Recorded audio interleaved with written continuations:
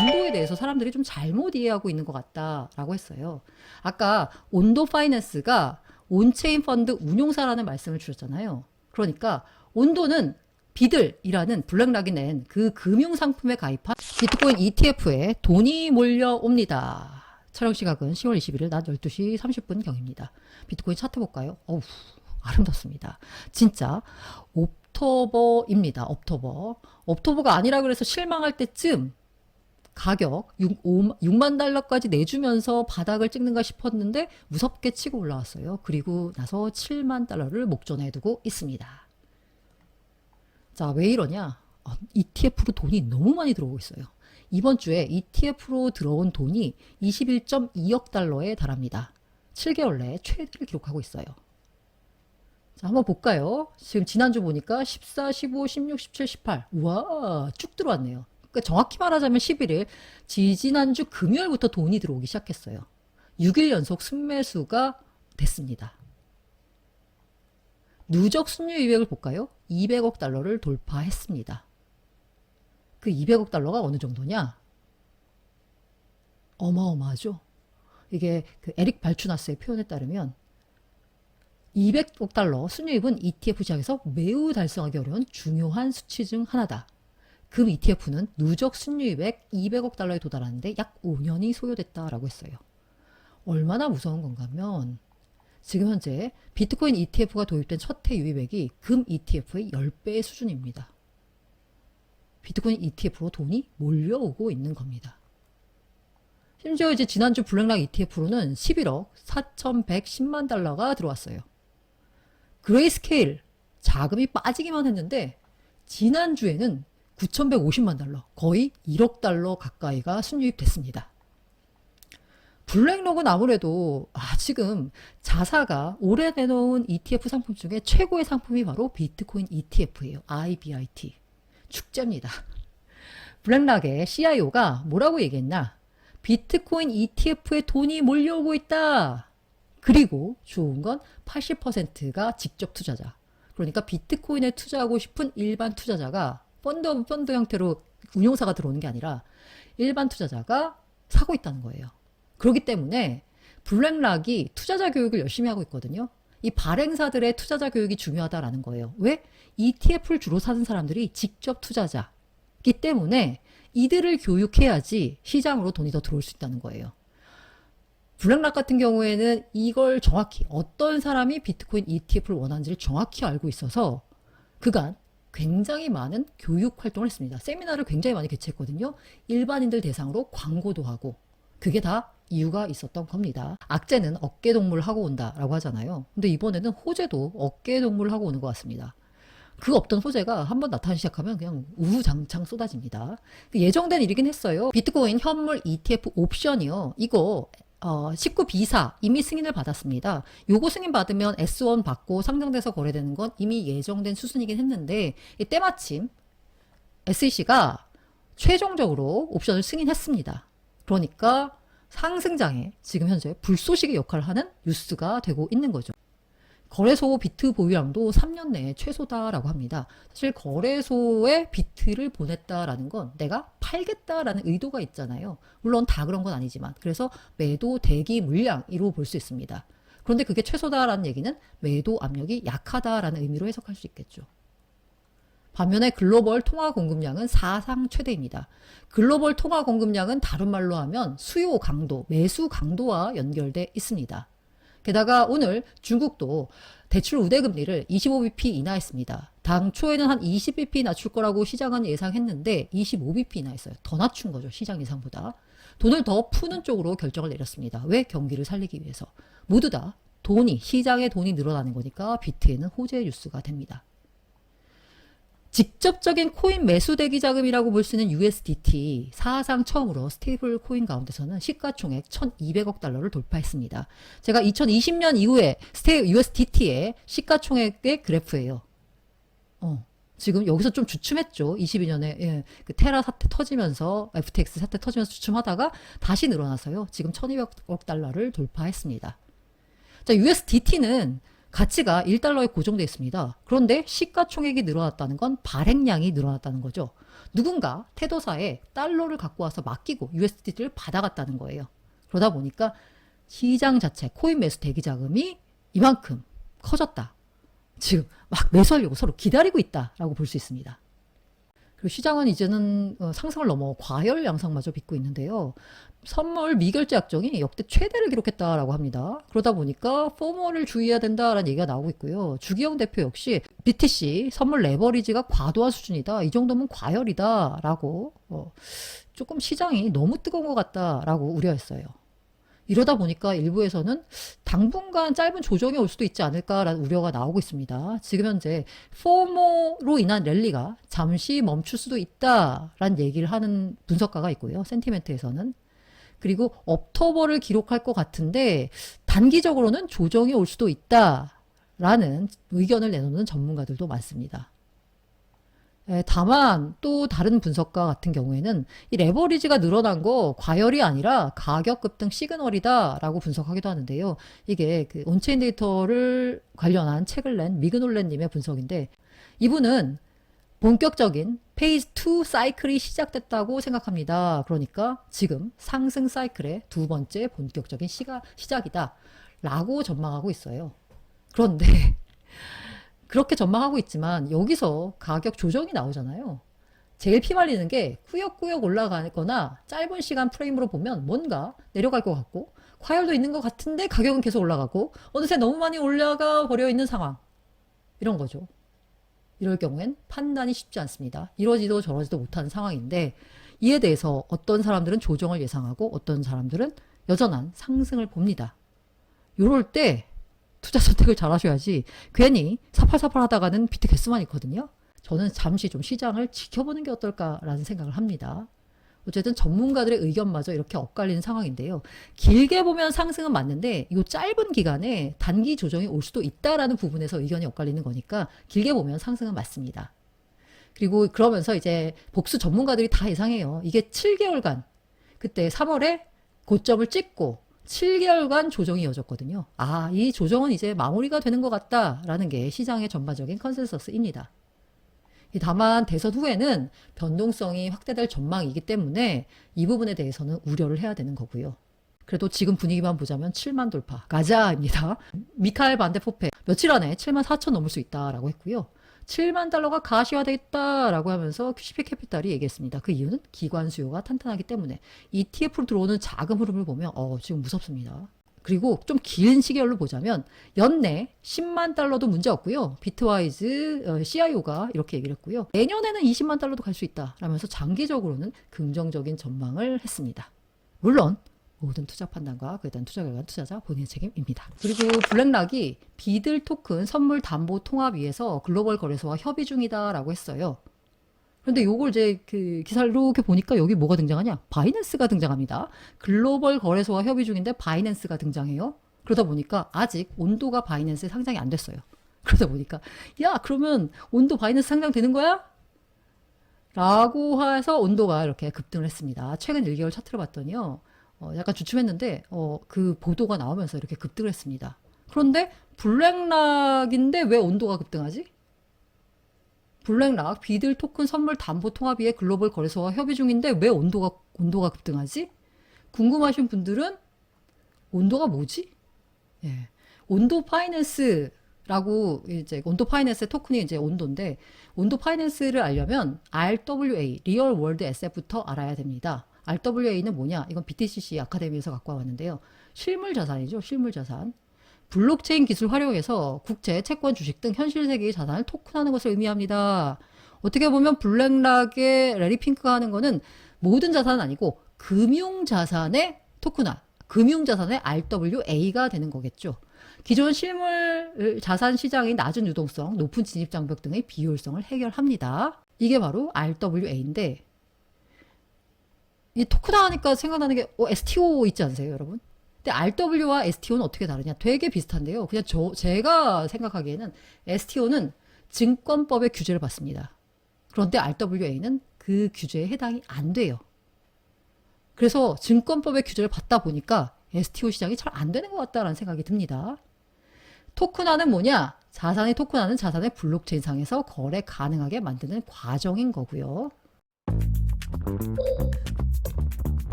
소서수학과 함께하는 헤데라 뉴스입니다. 헤데라 기반으로 고급 위스키를 토큰화했다라고 합니다. 손쉽게 투자할 수 있다라고 하는데요. 캐스크 캐피탈이 12년산 로얄 블라클라 캐스크 RWA 상품을 출시했다라고 합니다. 자, 이게 뭐 싱글 몰트 스카치 위스키 증류소래요. 로얄 블라클라가 이렇게 생겼다라고 하고 있고요. 이 로얄 칭호를 받기가 어려운데 로얄이라는 칭호를 받았다라고 합니다. 현재 132파운드에 판매가 되는데 이들이 계산을 해보니까 이렇게 가치가 오를 것 같다라는 겁니다. 이 캐스크가 뭐냐면 오크통이거든요. 그 왜 나무로 만든 통 있잖아요. 숙성시키는 그 통을 하나의 통을 50분의 1로 나눕니다. 그래서 그에 대한 공동 소유권을 갖게 되는 겁니다. 구매일로부터 6년 동안 보관 및 보험을 포함해서 광고된 캐스크의 공동 소유권을 나타내는 그걸 받을 수 있고요. 그게 132파운드에 판매가 된다는 겁니다. 구매한 각 토큰은 분할된 캐스크의 50분의 1 공동 소유권을 나타냅니다. 라고 했어요. 자, 캐스크가 판매가 되면 소유권 NFT 보유자는 NFT를 소각을 합니다. 그러면서 판매 수익을 분할해서 지급받게 됩니다. 제가 들어갔을 때 50개 중에 지금 36개가 팔렸고요. 이번이 세 번째 판매인데 1회차, 2회차 판매는 완판이 됐대요. 토큰을 활용해서 RWA라고 하는 걸 위스키에도 투자가 가능하네? 라는 사례를 보여주고 있습니다. 소서수학과 함께하는 소서뉴스 추가 보상은 계속됩니다. 24년 스프링 인센티브고요. 원래 나오던 유동성 보상에서 2100만 개의 헤데라를 추가로 지급합니다. 21일 현재 USDC V2 프로 수익률은 약 14.9%고요. 이건 스프링 인센티브가 적용된 수치입니다. 온도 파이낸스는 RWA 프로젝트입니다. RWA 하는 거예요. 지금 블록체인 인프라를 통해서 기관용 금융 상품에 간접 투자가 가능합니다. 이거 아까 BTCC 아카데미에서 갖고 온 건데요. 온도 파이낸스는 어떤 일을 하느냐? 첫째가 미국 국채, 채권, 펀드 등의 상품을 토큰화하는 플랫폼이 있습니다. 그 플랫폼. 그리고 토큰화된 상품을 파생 및 대출할 수 있는 디파이 프로토콜이 있어요. 이렇게 두 개로 구분이 됩니다. 아까 미국 국채, 채권, 펀드 등 상품을 토큰화했다잖아요. 그 상품 중에 토큰화된 미국 국채 펀드가 OUSG, 토큰화된 미국 머니마켓 펀드가 OMF, 토큰화된 미국 달러 표시 수익어음은 USDY 이렇게 있습니다. 투자자는 온도 파이낸스의 RWA로 토큰화된 형태의 미국 자산을 간접적으로 투자할 수 있습니다. 블랙락이 어디서 나오는 거지? 궁금하시죠? 디파이 조 선생의 설명에 따르면 이거 보니까 이해가 쉽더라고요. 간단히 말하면 온체인 펀드 운용사입니다. 펀드인데 운용사들이 펀드를 운영하잖아요. 근데 이걸 온체인으로 하는 거예요. 온체인 펀드 운용사다라고 생각하시면 됩니다. 운용사의 근간은 뭔가요? 운용 자산 규모입니다. 운용사는 돈을 어떻게 버냐? 그 운용 자산에서 일정액을 스스로 떼서 그걸로 먹고 사는 거죠. 온도의 운용 자산은 얼마냐? 6억 4,400만 달러 정도 됩니다.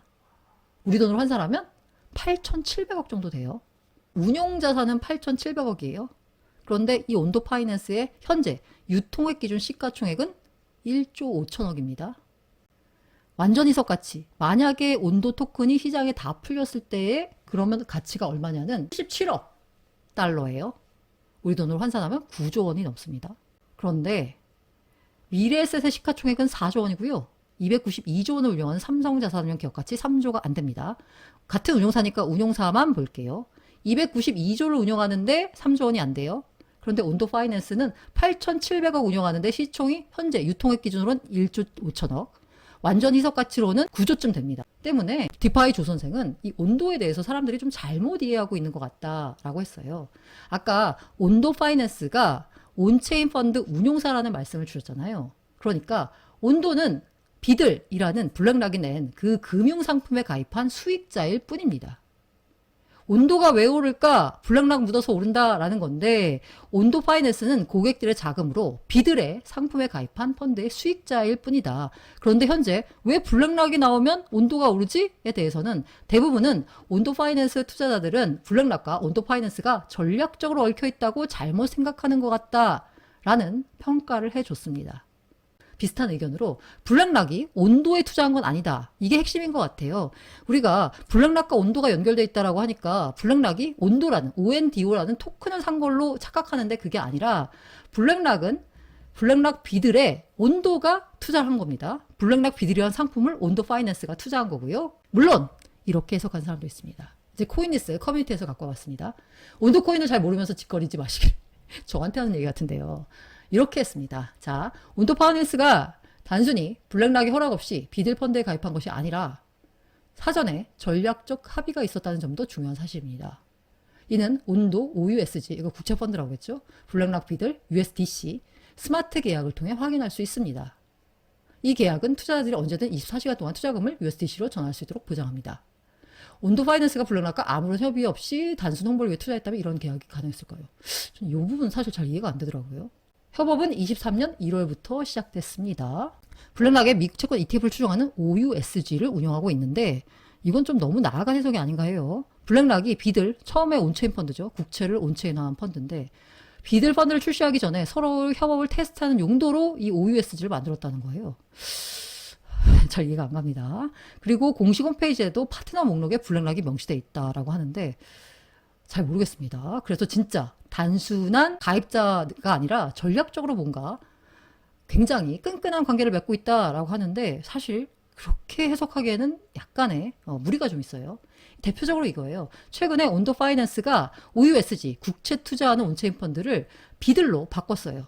이게 뭐가 다르냐라고 하면 이 OUSG는 미국 국채에 투자한 펀드를 토큰화시킨 거예요. 근데 그게 아니라 이렇게 되니까 무슨 일이 발생하냐면 나는 즉각 환매를 하고 싶고 나는 즉각 현금화를 하고 싶은데 이게 국채다 보니까 T 플러스 1, 거래일 플러스 2일에 그 기간이 생겨요. 우리가 주식 투자할 때 왜 당장 그 주식 판매 대금을 바로 받지 못하잖아요. 코인은 팔으면 바로 받는데 주식 투자는 돈을 바로 받지 못하잖아요. 지금 그게 이렇습니다. OUSG.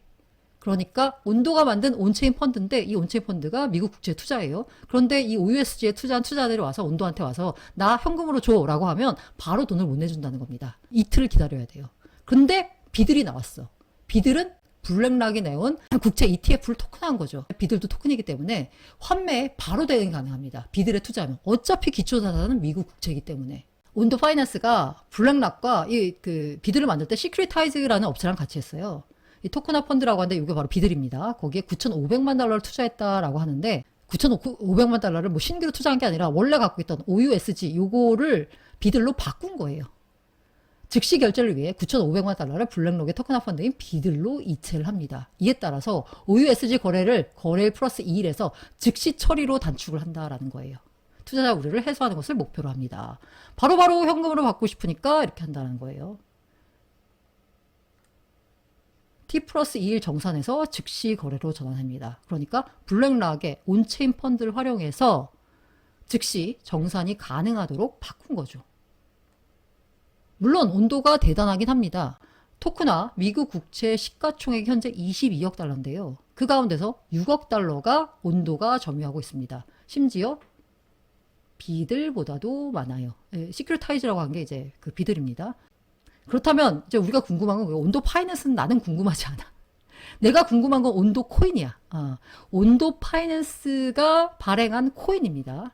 자, 온도 코인은 뭐냐? 역시나 BTC 아카데미에서 갖고 와봤습니다. 온도는 ONDO는 온도 파이낸스 생태계의 유틸리티 토큰입니다. 다시 말해서 쓸모가 없어요. 쓸모가 뭐냐? 거버넌스 토큰이에요. 파라미터 변경 및 트레저리 운영을 위한 거버넌스 제한 투표 수단으로 활용됩니다. 온도 파이낸스의 지분을 갖고 있어서 온도 파이낸스가 돈을 많이 벌면 그에 따른 배당을 받느냐? 아닙니다. 온도라는 토큰은 그냥 거버넌스 토큰이에요. 뭔가 어떤 의사결정을 할 때 제한하고 투표할 수 있는 수단으로만 쓸 수 있습니다. 온도 토큰 보유자는 프로토콜 규칙 적용 변경 및 랜딩 프로토콜에서 취급한 상품에 대한 제한을 상정하고 투표권을 행사할 수 있습니다. 온도 파이낸스 사용자는 디파이 공간 내에서 이 토큰을 담보로 사용할 수 있습니다. 온도 디파이 프로토콜 내에서 온도라는 토큰을 담보로 쓸 수 있지만 그걸 빼면 쓸모가 없어요. 블랙락이 온도, ONDO라는 토큰에 투자한 건 아니죠. 비들은 시큐리타이즈라는 업체가 이더리움 체인 위에서 발행한 온체인 펀드입니다. 그리고 무엇보다 온도라는 토큰, 블랙락 묻었으니까 온도 무조건 간다. RWA 선두주자 온도지, 블랙락 가면 온도 가는 거지 라고 하기에는 또 부담스러운 게 물량입니다. 알트코인 투자할 때 요새는 이 물량을 보지 않을 수가 없는데요. 너무 중요하죠. 현재 언락된 게 14%에 불과합니다. 시장에 풀린 게 14%예요. 앞으로 86%의 물량이 풀린다라는 거죠. 업커밍 이벤트가 내년 1월 18일에 있습니다. 전체 현재 유통량의 135%가 풀려요. 그러니까 내년 1월에는 지금 시장에 돌고 있는 물량보다 더 많은 물량이 시장에 풀린다라는 겁니다. RWA의 약간 선두주자가 온도 맞긴 하지만 뜯어보면 무작정 투자하기에는 고려할 점이 많다라는 점을 알려드리고 싶었습니다. 물론 모든 투자 판단과 그에 대한 투자 결과는 투자자 본인의 책임입니다.